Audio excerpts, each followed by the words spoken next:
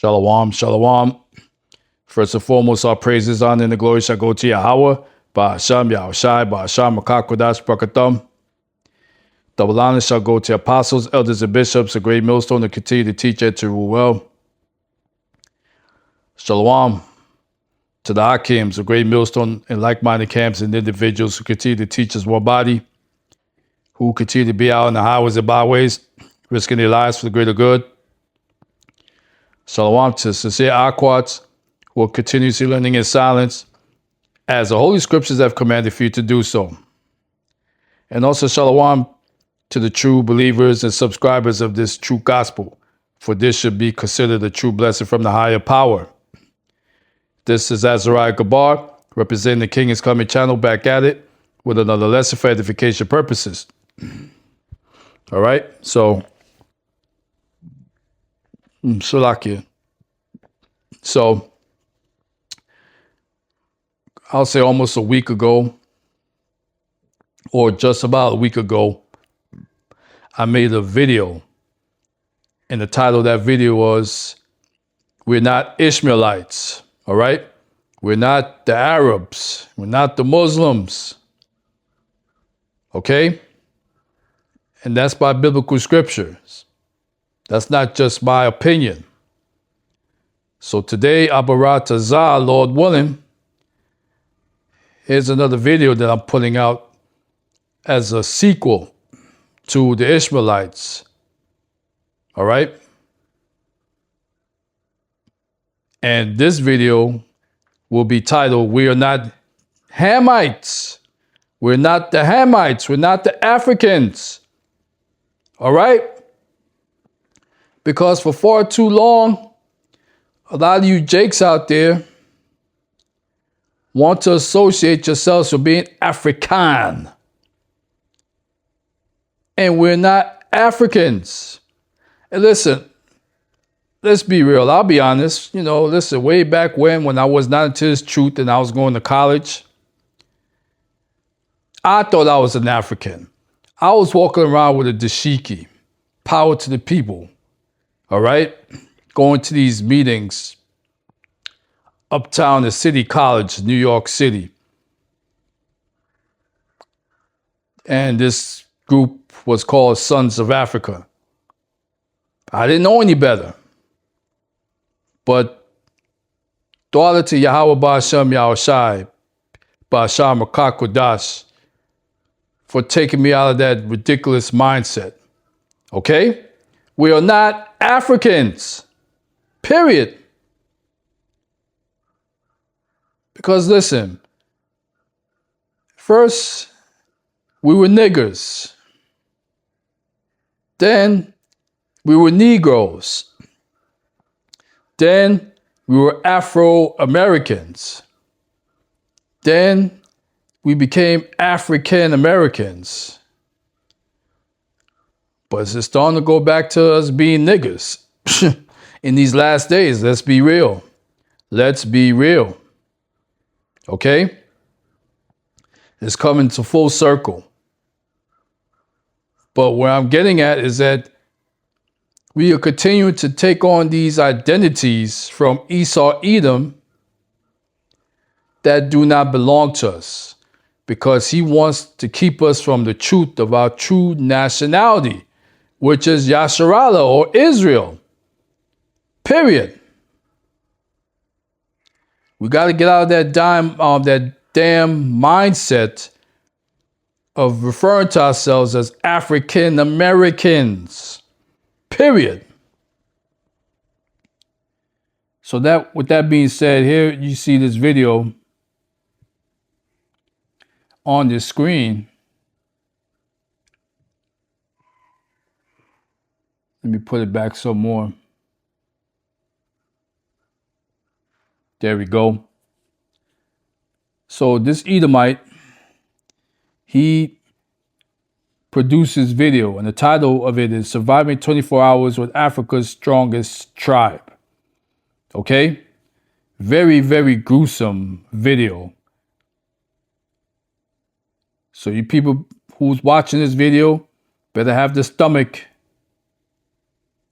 to stomach this whole damn video. It's just nasty and disgusting. So, Abaratazah, Lord willing, I'm going to play this video in its entirety. But before I do so, fair use of the 1976 Copyright Act. For this video, strictly for education and edification purposes only. I'm not making a dime off this video. You heard? So upon the conclusion of this video, I'm going to come up with some very, very important precepts for you Jakes to prove that we are not Africans. We're not the Hamites. And by the way, that word ham in Hebrew means burnt. All right? So let's get to the video. In this video, I could not imagine sleeping outside on the ground in the dirt. I'll spend 24 hours eating with the toughest tribe in Africa. Have you ever been bit or stung by something dangerous? Meet the Dasanach. But first, let's back up. As our Ethiopian journey continues, we're delving even deeper into this country's Omo Valley, to a place with some of the harshest conditions I've witnessed in Africa. A place where children sleep outside among the scorpions and spiders. This is already very different from the other tribes we visited here in Ethiopia. The living conditions, it's much more dire, it's much more desperate. In spite of the adversity they face, there is a special treat. The Dasanach have a diet unlike anywhere else. From here, you take some of the broth and you dump that into the blood.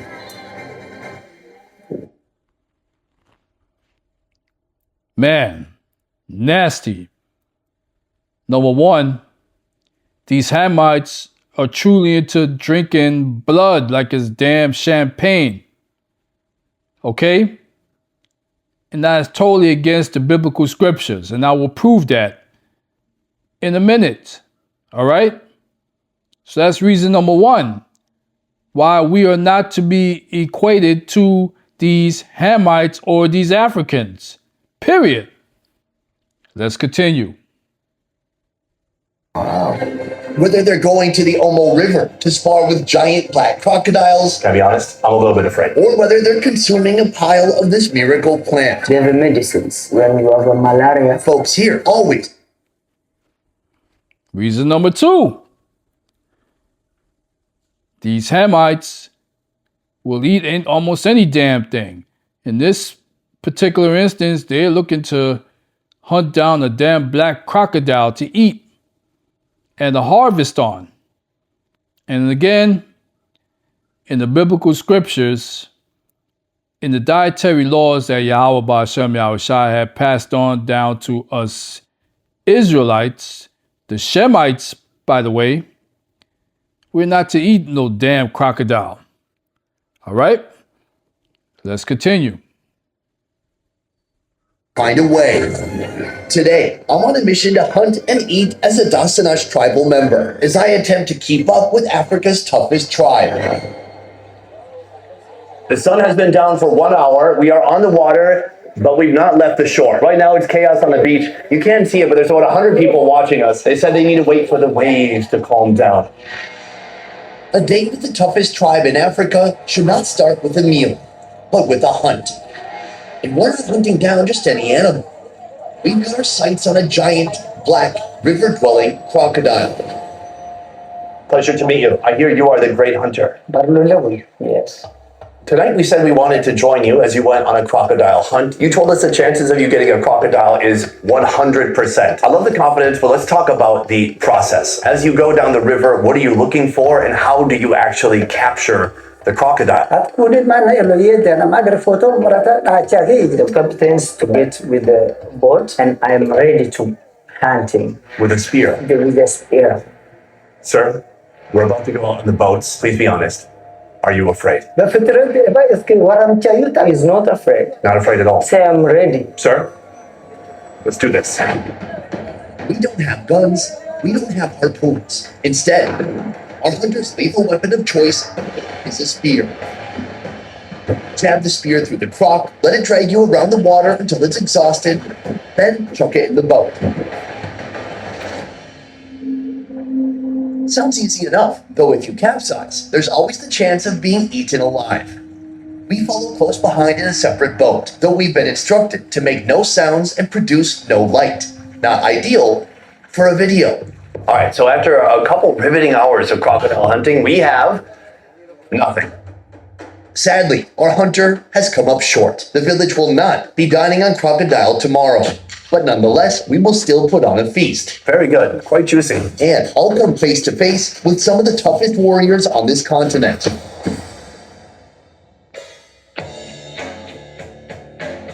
The Dasanash tribe. Their name means people of the Delta, a farming and cattle raising society numbering about 60,000.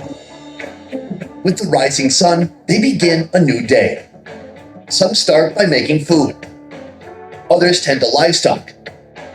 Some work the fields, and many socialize, shooting the shit to pass the time. Meanwhile, a very Dasanash breakfast is being prepared. Dining with me, Mr. Tumra, our hunter, and Bray, our local producer. I was hoping to see somebody hunt a crocodile for real in the river. We don't get to do that, but someone hunted these fish. Is that you? Him and also the others together. This dish starts with fresh fish, now being cut down to manageable portions. So we have different fishes like tilapia, catfish. And all those are right here. Yes. Heat up a pot of water, then fill it up with chunks of fish. The Dasanash people rely on the nearby Omo Valley River for their livelihood. Besides its significance in agriculture, transportation, and social gatherings, the river also serves as a vital source of fresh food. Fish, like these, are a key component to their diet. These are big chunks. Oh, I got a skin bite right here. And we mix that with the porridge? Yeah, we first eat the fish and then after that the porridge. Porridge, the staple carbohydrate of the Dasanash. It's a mixture of water, salt, maize flour, and sorghum, stirred until it becomes thick.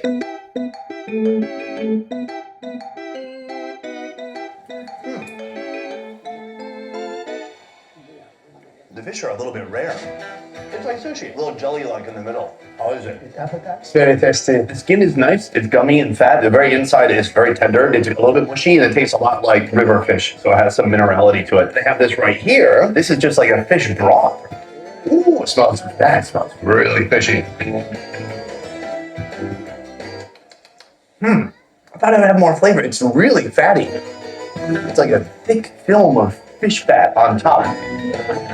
He said, I love it. You love it. Did you grow up in this area? I live my whole life in this area. The people here, what are they eating mostly? So they grow corn, maize, and then they eat porridge and fish. That's like kind of the staple here. Do people here get enough food? People live nearby to the river. They can get food easily because they eat fish. But people a little bit further from the river, they don't have that much. What would be really special for people here to be able to eat? Injera with a different variety of stews. How often do they get to try that? They eat like once in a week or twice in a week. The stew has more flavor than the porridge. What about meat? So many people here have cattle or livestock. They have cows, they have sheep, they have goats. Are people in a community like this able to experience that very often? They eat meat, but not every day, like for different occasions, holidays. When someone slaughters a goat or a sheep or a cow, he calls neighbors to come to join him to eat. I feel a little bit bad because I was hoping that, we would get a giant crocodile and then the whole village would rejoice and we would share it and eat it together. Can you think of a good crocodile replacement? We can eat sheep. Sheep. That's pretty much the same, right? Crocodile, sheep, close enough. I'm gonna jump on the phone. I have a guy. I'm gonna see what we can do about getting a sheep. So our breakfast has ended and we've shared the fish with everyone here, but there's a way of sharing it. First, it's given to the elders. The portion I save for the children just gets mixed into one big blue tub. And then they just say go and the kids go for it. It's not really organized. People who are a little bit more aggressive get more and people who are a little bit more hesitant or passive get less. Life here feels harsh, with poverty evident in the local diet and living conditions. Married couples live in houses made of sticks and metal scrap. So y'all probably wondering, well, why are these people living in such deplorable conditions? Well, I got the answer, and that's in the scriptures and the precepts. The Hamites are cursed. These are cursed people. That's why they're living the way that they're living to this very day. You heard? So let's continue. While the rest sleep outside on the ground amidst the dangers posed by animals like snakes and scorpions. Through my own lens, I don't see much more than suffering and hardship. Yet the faces of the people here tell a different story, and we'll soon find out why their own lens is a powerful one. I could not possibly imagine sleeping outside on the ground. How do you manage to do that? But first, I'm sitting down with two joint village chiefs and translator Mercy to get a taste of what's known here as the miracle plant. What are the benefits of this plant? We have medicines when you have malaria, insulin, and also blood pressures. The miracle plant, or moringa, is locally farmed, provided for the Dasanach tribe by the Ethiopian government. It's known as the miracle plant because every part of the moringa tree can benefit humans and animals. The leaves, roots, bark, seeds, and seed cake can be used as food, medicine, and even for water purification. Today, our focus is on the leaves, boiled simply with salt. Once complete, the broth is separated from the leaves.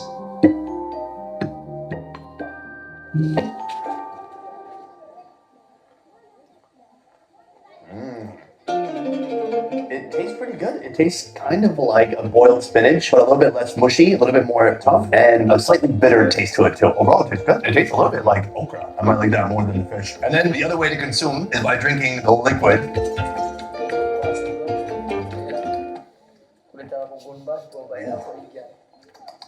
I'm tasting a little bit of the history of this calabash. It tastes like vegetables, but then I can smell like goat or sheep or something in there too. It's certainly not stainless steel Tupperware. You're both the village elders. You're the oldest people here. Do you both come from right around this area? Yes. If there's one more food they could add to what they have here to make their life more comfortable or enjoyable, what would they add? Camel milk and the camel meats. So they have not here. The camel from or South Sudan or the Kenyan, like Turkanas. If you gave me 100 guesses, I would not have guessed camel meat and camel milk. The options for food here, how has that changed from the time they were children until now? Are there more food options, fewer food options? They have difference of foods. More options now than when they were children. Yes. And so is life easier now? Well, at this time it's good for fooding, for the hair life, all. With the arrival of the sheep, it's time to start our grand feast. After slaughtering, the blood is drained and saved, to be transformed into a comforting afternoon soup. The skin is removed and the meat is broken down and butchered. Again, with the damn blood. These people are making blood soup. Are you kidding me? Man. The cooking technique employed here is an ancient one. The sheep chunks are pierced with a sharpened tree branch and placed near the fire for roasting. While we wait for this to cook, our first sheep dish is taking form. So before the meal begins, I'm told that there is a special treat. Here is the recipe for Dasanach blood soup. First, boil sheep bones, meat, and organs together to make a sort of sheep stock. That sheep stock joins the blood, creating a signature combination, unlike any tribe I've seen so far. Is that it? Yes. I was hoping that the blood would turn brown or look cooked or something.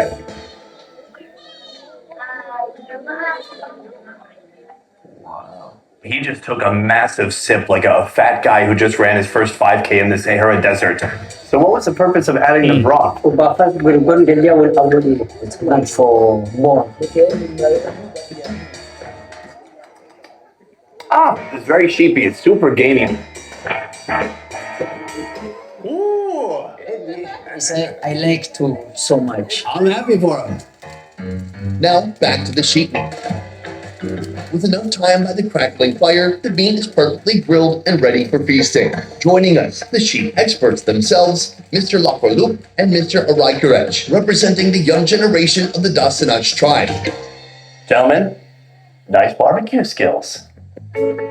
Before we get into this, I want to ask you some questions about your village here. Last night we were hunting with the brave crocodile killer, and as we were walking back to our vehicle, we saw all kinds of different animals on the ground. Have you ever been bit or stung by something dangerous outside when you were sleeping? Yeah, sometimes not that much. Have you ever been stung by a scorpion? Yes, one time What do you do in that situation? they have elders. They are well known by traditional medicine, and then we use that. Did that work? Definitely works. Another thing that can make you feel better, this is the back leg. This is like kind of the Maasai style of consumption. Usually there would be a large group of people eating together and one person cutting and distributing the meat to everybody else. It looks very good, quite juicy.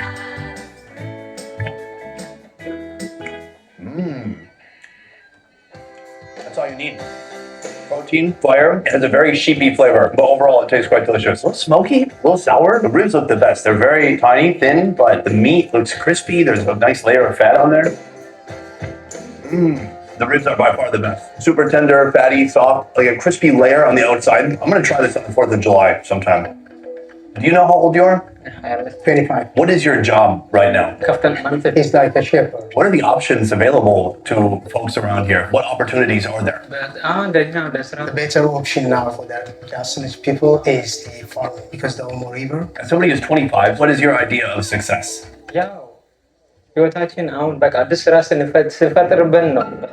When we start like a new job, maybe farming, we call it success. You know, I gotta say, for most Americans watching this right now, they're saying, I could not possibly imagine sleeping outside on the ground, in the dirt, in the elements, with all the sounds, with all the bugs, with the roosters. How do you manage to do that? My father's grandfathers are doing this for many years. So for us, it's easy to live like this. He's saying his adaptation. I think that's a really important takeaway because I think a lot of people may look at other cultures and they see they don't live in the same way and their default emotion is to feel sorry for them when he doesn't feel bad, he doesn't pity himself. This is his everyday life. For you, like, I mean, what would you say if you're speaking to an American who he has to go to sleep at the same time every night, he has to have a very soft bed, earplugs, the perfect temperature. He needs all these things in order to sleep. What would you say to this person? He says it's easy. We'll teach him. If all these things that most Westerners would perceive as being difficult seem like everyday life to you, then what is actually difficult for you? We don't have any fear of enemies, people from around the two countries. So that's our challenge. That's our enemies. So, life is good? It's very good. Amazing. If you love Indian food, then you're going to love our new channel, Best Ever Food India. Subscribe. All right, so that's the conclusion of that video.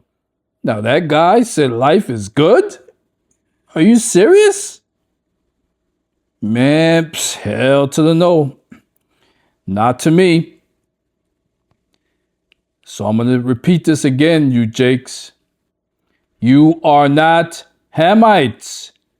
You are not Africans. Okay? We got to start to get out of that mindset. All right? Like I told you, I got out of that mindset many years ago. Thanks to Yahweh Ba'Hashem, Yahushai Ba'Hashem, Makakodash, of course. All right? So I'm going to pull up some supporting precepts. Abaratazah. Salakia.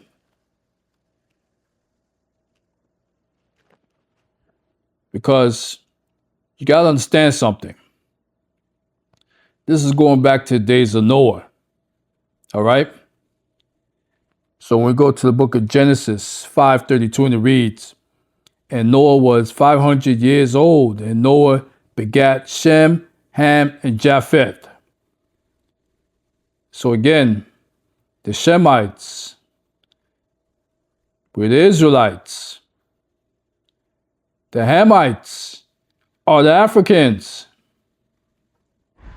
And the Japhethites, you would consider these like the Polynesian Samoans, you know, like those individuals from Hawaii, Fiji Islands. Samoa. Okay? That's a breakdown of the lineages. All right? So we go to Genesis 9:21. This is what these wicked Hamites, the wicked Hamites ancestor Ham did. And this is when Noah became intoxicated or inebriated. And it reads, and he drank of the wine and was drunken, and he was uncovered, or he was butt naked within his tent. Now, before I proceed any further, it's in the biblical scriptures that you're not supposed to see your parents' nakedness. Period. I'm just roughly paraphrasing. That's an offense to Yahweh Ba'Shem Yahushai. But guess what? As we go on to verse 22, and Ham, again, those Africans, the father of Canaan, saw the nakedness of his father and told his two brethren without. So Ham knew that what he did was a transgression, and he hid that from his two other brethren. Verse 23. And Shem and Japheth took a garment and laid it upon both their shoulders and went backwards and covered the nakedness of their father. And their faces were backwards because they were not supposed to see Noah's nakedness. And they saw not their father's nakedness. I say nakedness sometimes and I say nakedness. Potato, potato. Okay. Verse 24. And Noah awoke from his wine or his drunkenness and knew what his younger son Ham had done unto him. Verse 25. And he said, cursed be Canaan, a servant of servants shall he be unto his brethren. Woo! So like I told you during that video, that these Hamites are cursed by Noah and by ultimately Yahweh Ba'Shem Yahushai for being wicked. And a lot of these Hamites, they wicked as hell to this very day, period.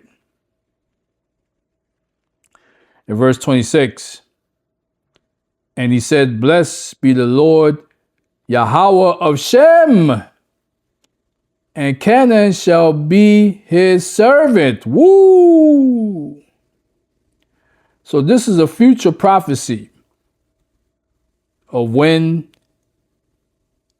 Yahweh Ba'Shem Yahushai make his triumphant return and the new kingdom of Jacob is established. The kingdom of heaven. And all these heathens are going to be servants to us, starting with Esau Edom. But guess what? Canaan will be right there. Being to us our servants when that time come. All right? So there you go. When we go to the book of Hebrews 7:14, it reads, for it is evident, or for it is a fact, that our Lord sprang out of Judah, of which tribe Moses spake nothing concerning priesthood. So this scripture represents Judah through the lineage being of Shem, a Shemite, which will mean Yahweh Ba'Shem Yahushai, Ruach Kodash, is also a Shemite. Okay? That's the end all be all. Yahushai Hamashiach is also a Shemite through the lineage of Shem. Period. So when we go to the book of Leviticus 17 and 10 regarding the laws, it reads, "And whatsoever man there be of the house of Israel, or the strangers that sojourn among you, that eateth any manner of blood." And did we just see in that video of those Hamites drinking blood like it was Kool-Aid? Okay? "I will even set my face against that soul that eateth blood, and will cut him off from among his people." Woo! Yapa, beautiful. All right? So whoever's viewing this lesson, I hope that this is true edification that's being brought forth. All right? Verse 11. "For the life of the flesh is in the blood." So blood represents life. That's why it's not supposed to be consumed like some damn Kool-Aid. "And I have given it to you upon the altar to make an atonement for your souls. For it is the blood that maketh an atonement for the soul." Woo! Okay? So again, we're not supposed to consume blood. Not supposed to drink blood. No, absolutely not. And we'll go to Deuteronomy 28:63, because again, a lot of you Jakes are under this illusion that it was these Africans that were on the slave ships being transported over to America. No, you couldn't be any more wrong. It's the Israelites, the Hebrew Israelites. So in other words, it's these Hamites that helped to round up your ancestors, the Hebrew Israelites, and had them put on to the slave ships. It was these Africans, these Hamites. They were also part of that crew. The Ishmaelites, the Hamites, and definitely these damn Edomites. Period. So it reads, "And it shall come to pass that as the Lord rejoiced over you to do you good and to multiply you, so the Lord will rejoice over you to destroy you." And he's talking about Hebrew Israelites. He's not talking about these Hamites. "And to bring you to naught, and ye shall be plucked off of the land." What is that land? Jerusalem, whither thou goest to possess it. Verse 64. "And the Lord shall scatter There's thee." nothing scheduled for the rest of. Shut up. That's my Apple Watch. "And the Lord shall scatter thee among all people, from the one end of the earth even unto the other. And there thou shalt serve other gods." And again, that's not the Hamites. These are the Israelites, "which neither thou nor thy fathers have known, even wood and stone." Woo! Verse 65. "And among these nations shalt thou find no ease," and that's slavery. "Neither shall the sole of thy foot have rest, but the Lord shall give thee there a trembling heart, and failing of eyes, and sorrow of mind." Verse 66. "And thy life shall hang in doubt before thee, and thou shalt fear day and night, and shalt have none assurance of thy life." Woo! So when you're being locked up in those slave ships day and night, you're not going to know what time it is. Okay? So we go to the book of Psalms 105 and 23.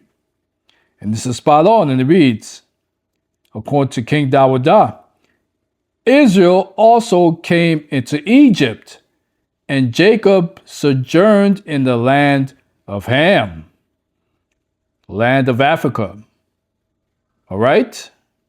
So I hope this clarifies you Jake's mentalities about still wanting to call yourselves African Americans. Stop it.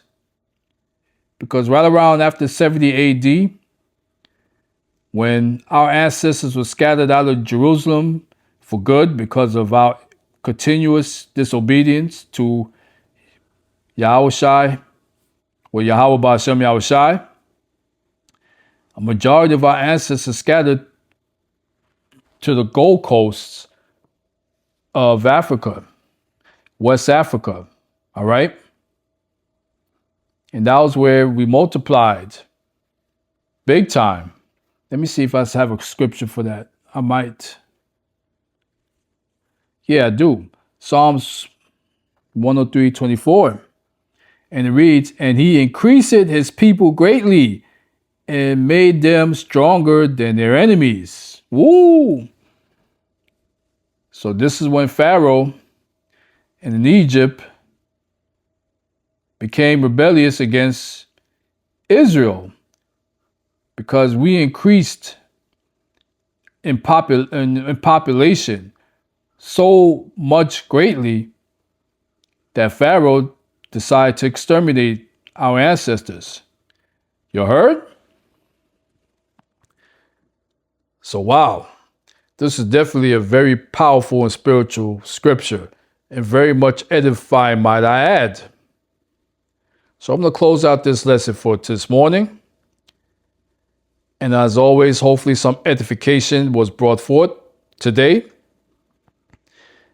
And as always, all praises, honor, and the glory shall go to Yahweh, Ba'Hasham Yahushai, Ba'Hasham Makakodash Brakatam Kwam Yasharal Rise Israel. And as always, Lord willing, Abaratazah, Shalakya, on to the next video. Shalom.